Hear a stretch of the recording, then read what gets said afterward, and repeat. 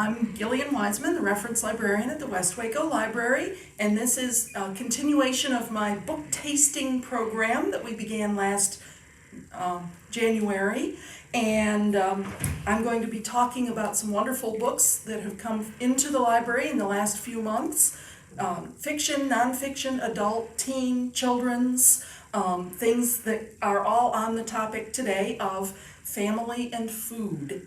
So I'm going to go over some of these, and I hope you'll enjoy them and find them in the library or find other things that are like them that you'll enjoy reading. I'm going to start with Women in the Kitchen, which is a book about cookbooks. It's a historical nonfiction by Anne Willan, and it covers the lives of women from late medieval or early colonial times up through women like Julia Child and early TV personalities. So it has fascinating recipes. The old ones have been modernized so we can actually cook them. It talks about who they were and why they wrote their cookbooks and who used their cookbooks. It's fascinating stuff. And then I have a couple of books about cooking.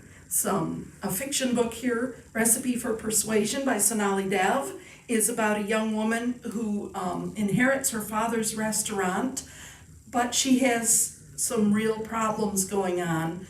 She gets panic attacks, she's estranged from her mother, and in the process of attempting to revamp the kitchen at the restaurant and bring out a new menu and things, she falls into real financial hardship. So when she has a chance to go on a famous cooking show, Cooking for the Stars, I believe is what they call it in the book, she dives in only to discover that her celebrity partner is going to be a young soccer star who is her ex-boyfriend. And the romantic troubles grow from there. In Deadly Inside Scoop, the young woman takes over running her family's ice cream parlor. Unfortunately, on the day that she is scheduled to reopen, there is a huge ice storm and the grand opening is a disaster. Then one of her father's worst enemies is found murdered, and she has to prove that he didn't do it, all the while trying to balance running a business. A teen novel is The Way You Make Me Feel by Maureen Gu.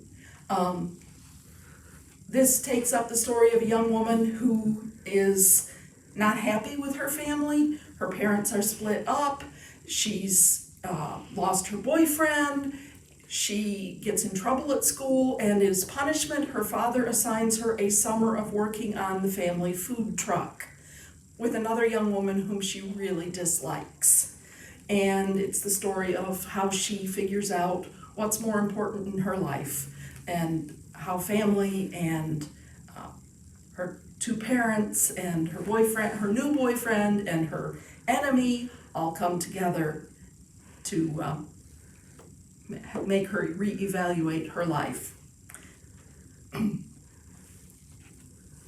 Talking about evaluating lives, Jello Girls is a nonfiction novel about the Rowbottom family who owned Jello. And it's a complicated story. Mary Rowbottom's mother and grandmother both died of cancer. And she began to gather information about the family history, hoping that she could figure out why and what the family history of cancer was. However, after she died, she left all of her research to her daughter, Allie, who then wrote a wonderful story about the fascinating Jello company, how it came into the family hands, how it affected the lives of the women who grew up with it, and it also does talk about the family curse, the Jello curse as it was known in the family.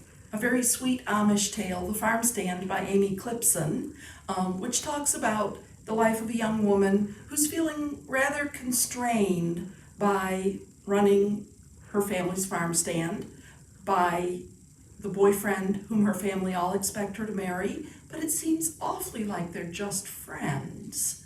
And then she meets a young man, a restaurateur from across the street, who brings new happiness and new excitement into her life, but he's not Amish. And what does that mean for her? It's a really sweet story. I want to tell you about this juvenile novel called A Place at the Table by Sadia Faruqi and Laura Chauvin. The young lady involved has to attend cooking classes at school that her mother runs. She is not thrilled at being stuck in cooking club with her mother after school once a week. However, lots of interesting things, including a food contest, happen that teach her a few lessons about friendship, family, food, and the importance those things play in your life. And that's it for today.